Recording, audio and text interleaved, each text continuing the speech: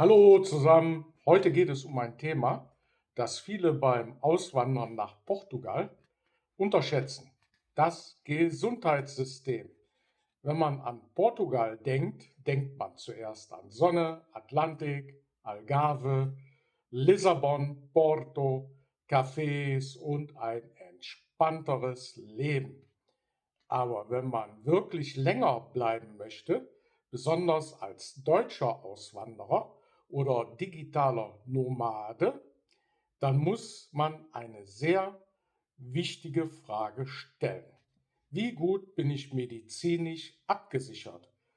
Portugal hat ein öffentliches Gesundheitssystem, den SNS. Wer legal in Portugal wohnt, kann grundsätzlich eine SNS-Nummer bekommen und damit Zugang zum öffentlichen System erhalten. Das klingt erstmal beruhigend, aber wie so oft beginnt die Realität bei der Bürokratie. Man braucht Anmeldung, Wohnsitznachweise, Dokumente und oft Geduld. In vielen Fällen läuft die Registrierung noch persönlich über das zuständige Gesundheitszentrum. Und genau dort merken viele Deutsche, Portugal funktioniert anders als Deutschland. Nicht unbedingt schlechter, aber anders. In Deutschland sind wir ein sehr strukturiertes Gesundheitssystem gewohnt. Krankenkasse, Karte, Arzttermine, Fachärzte, Überweisungen. Auch dort gibt es Wartezeiten. Aber die Organisation ist vielen vertraut. In Portugal muss man sich zuerst zurechtfinden. Welche Stelle ist zuständig? Welches Centro di Saúde gehört zu meiner Adresse? Wie bekomme ich meine Nummer? Wo finde ich einen Hausarzt? Wie lange warte ich auf einen Facharzttermin? Im öffentlichen System kann die Versorgung gut sein. Portugal hat insgesamt solide Gesundheitswerte und schneidet bei vielen Kennzahlen besser ab, als manche erwarten würden. Aber das bedeutet nicht, dass alles schnell geht. Gerade Facharzttermine oder planbare Behandlungen können Zeit brauchen.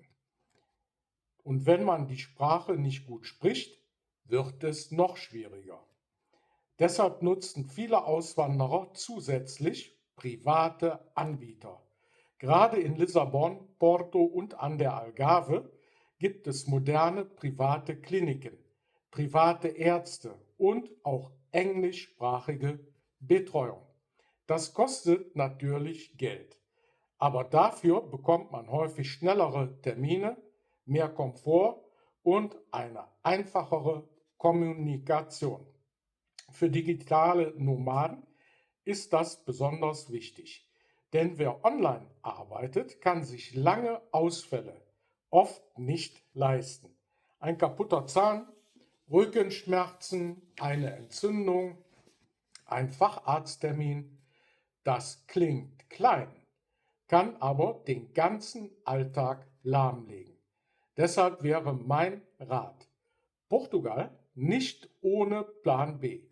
Der öffentliche SNS ist wichtig, aber zusätzlich sollte man prüfen: Brauche ich eine private Krankenversicherung? Brauche ich eine internationale Versicherung? Welche Klinik ist in meiner Nähe? Welche Medikamente brauche ich regelmäßig? Und was mache ich im Notfall? Gerade in Lissabon ist die medizinische Infrastruktur grundsätzlich stark, aber die Stadt ist auch teuer, voll und gefragt. Viele Menschen nutzen private Versorgung, wenn es schnell gehen muss.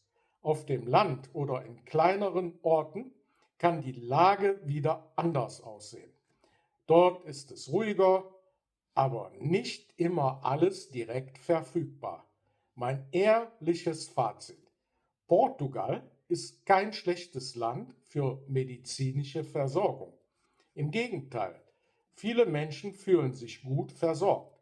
Aber Portugal ist auch kein System, in das man blind hineinfallen sollte. Wer aus Deutschland kommt, muss umdenken. Weniger erwarten, dass alles sofort nach deutschem Muster funktioniert. Mehr vorbereiten, Dokumente ordnen, Versicherung klären, Notfallkontakte speichern und sich rechtzeitig informieren. Für mich ist das der entscheidende Punkt. Auswandern bedeutet nicht nur Sonne suchen. Auswandern bedeutet Verantwortung für den eigenen Alltag zu übernehmen. Und Gesundheit ist dabei vielleicht der wichtigste Teil. Portugal kann ein wunderbares Land zum Leben sein, aber nur, wenn man nicht erst im Krankheitsfall anfängt, das System zu verstehen.